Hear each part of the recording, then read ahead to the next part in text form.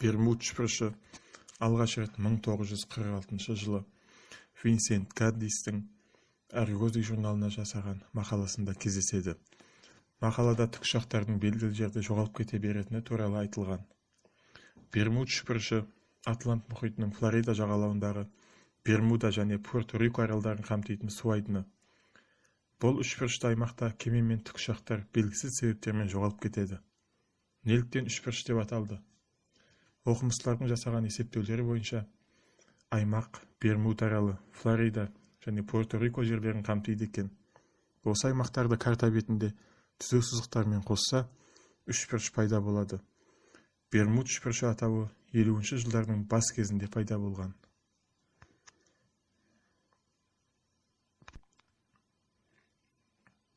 Бермуд үшбұрышын тағы да шайтан үшбұрышы деп те атайды. Тіркелгендердің ішіндегі ең танымал жағдайлардың бірі ол ақш әскери теңіз күштерінің 5 әскери ұшағының жоғалуы. 1945 жылы желтоқсан айында Эвенджер бомбалаушы торпедо тастағыш бөлімі еш хабарсыз жоғалды. Және 14 адамнан тұратын экипажда хабарсыз кеткендердің қатарында.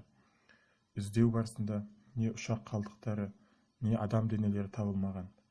Экипажбен байланыс үзілмес бұрын бөлім командирі Тейлор лейтенант түсініксіз жағдайлар мен навигациялық компастарының жаңылысуын хабарлаған. Басқа ақпарат көздерінде командирдің «Біз Ақсуға еніп барамыз, жан жағымыз аппақ су» деген хабарлауында мұхит бетінің аномальды өзгеруі айтылады.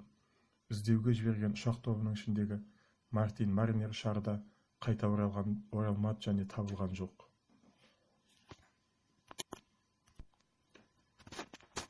Бермуд үшбұрышының жұмбақтарын шешу жолында техникалар мен адамдардың жоғалып кету себептерін анықтайтын көптеген теориялар құрылды. Экипаждардың көмек сигналын жіберуге үлгермей жоғалып кеткен жағдайлар да аз емес.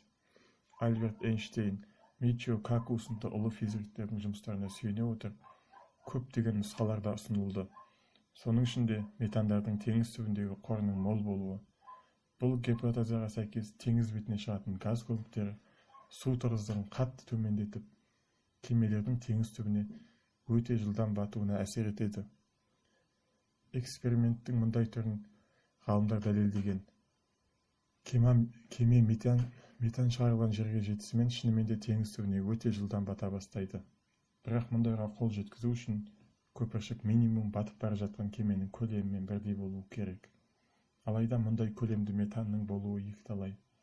Олар Атлант мұхитының әртүрлі жерлерінде табылған. Бірақ соған қарамастан олардың қоры кеме жоятын мөлшерде емес.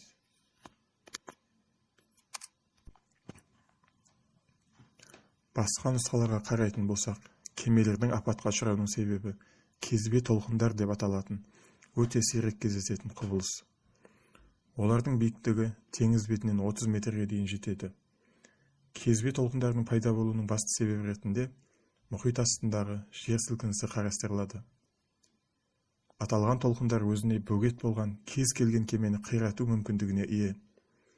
Солай болсын, бірақ ұшақтар ше? Осы сұраққа келгенде ғалымдардың көбісі тығырыққа тірелді. Бір ескеретін жайт, қазір ғалымдар Бермуд үшбұрышының құпиясын Атлантида аңызымен байланыстырып отыр. Ұлы Платон өз еңбектерінде 9000 жыл бұрын апат кезінде жойылған Атлантида мен оның тұрғындары атланттар жайлы жазып кеткен болатын. Жойқын жер сілкінісі тұтас бір континент пен ұлы цивилизацияны жер бетінен бір жолата жойған болатын. Атлантида аңызын зерттейтін қазіргі ғалымдар атланттардың энергия көзі болып саналатын әлдебір кристалдар қолданғанын айтады.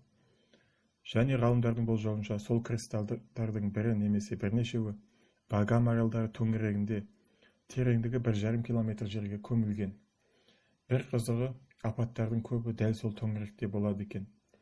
Ғалымдардың болжамына сенетін болсақ, аталған энергия көздері электронды жүйелердің, құралдардың және навигация жабдықтарының негізсіз бұзылуының басты себебі. Қалай болғанда да, Бермуд үшбұрышы адам ойын әлі күнге дейін дүрліктіруде. Соған қарамастан, әлемнің үздік ғалымдары да осы феноменнің құпиясын ашу мақсатында түрлі болжамдар жасауда. Ғаламның құпиялары таусылмақ емес.